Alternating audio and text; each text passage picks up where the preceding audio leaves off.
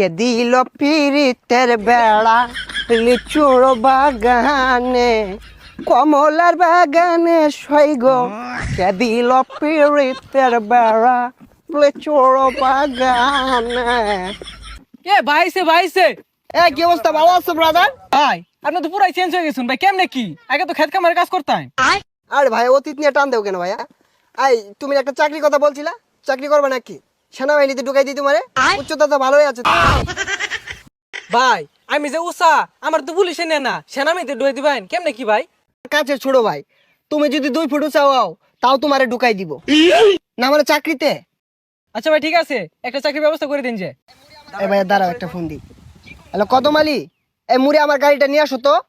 কি কোন ভাই এই সিফার ওটা এত বড় গাড়ি ঢুকাইতেছেন ঢুকো। আর সমস্যা নাই, আসলে দেখতে পারবা। ভাই এত চেঞ্জ এত টিয়া বসে ভাই কেমনে সম্ভব এগুলো ভাই? ভাই এই যে ভাই আপনার গাড়ি। ভাই এই গাড়ি চালাতে পারবেন? আরে 12 মাস তো এগুলাই চালাই।